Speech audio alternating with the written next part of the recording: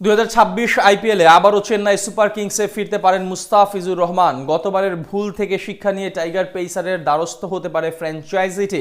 সেক্ষেত্রে অবশ্য দিল্লি ক্যাপিটালসও আগ্রহ দেখাতে পারে তার প্রতি, যার সুবাদে নিলামে বেশ চওড়া দাম পাওয়ার সম্ভাবনা রয়েছে কাটার মাস্টারের। মুস্তাফিজুর রহমানের চেন্নাইয়ে যাবার এমন সম্ভাবনা নিয়ে বিস্তারিত জানবো রিপোর্ট। চেন্নাই সুপার কিংসের হয়ে নিজের প্রথম আসরে হলুদ জার্সি গায়ে দুর্দান্ত পারফরমেন্স করে নজর কেড়েছিলেন মুস্তাফিজুর রহমান।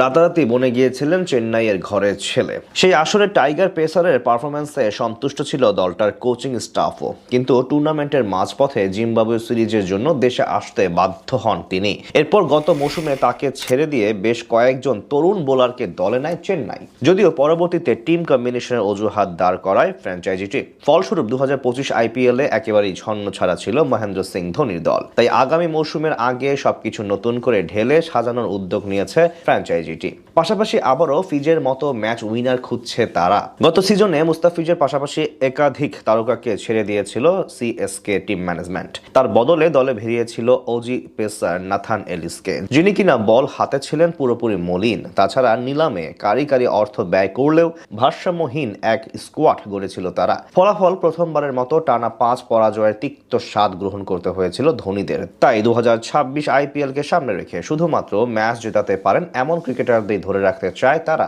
বিপরীতে 10 ক্রিকেটারকে ছেড়ে দেওয়ার পরিকল্পনা করছে ফ্র্যাঞ্চাইজিটি। আইপিএল এর আগামী নিলামে নতুন করে দল সাজাতে চাইছেন চেন্নাই সুপার কিংস কর্তৃপক্ষ, যাতে করে তাদের বাঁচতে পারে 34 কোটি রুপি।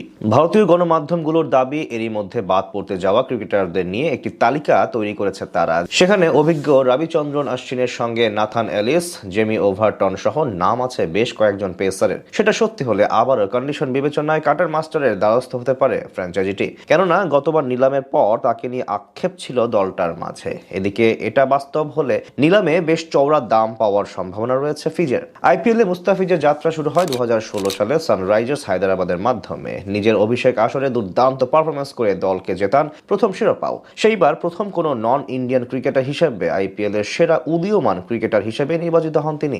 এরপর থেকে নিয়মিত মুখ মুস্তাফিজের। চেন্নাইয়ের হয়ে 2024 সালে 9 ম্যাচে 14 উইকেট শিকার করেছিলেন তিনি। আর গত মৌসুমে আরেক পুরনো দল হয়ে দিল্লির হয়ে 3 ম্যাচে নিয়েছেন 4 উইকেট। তার পারফরমেন্স দেখে অবশ্য দিল্লি ক্যাপিটালসও চাইবে আগামী সিজনের নিলামে তাকে নিতে। তাছাড়া আরো বেশ কিছু ফ্র্যাঞ্চাইজির আগ্রহে আছেন কাটার মাস্টার। এখন একাধিক দল যদি তার প্রতি আগ্রহ দেখায়, তাহলে নিশ্চিতভাবে বেশ মোটা অঙ্কের পারিশ্রমিকেই দল পেতে পারেন মুস্তাফিজুর রহমান।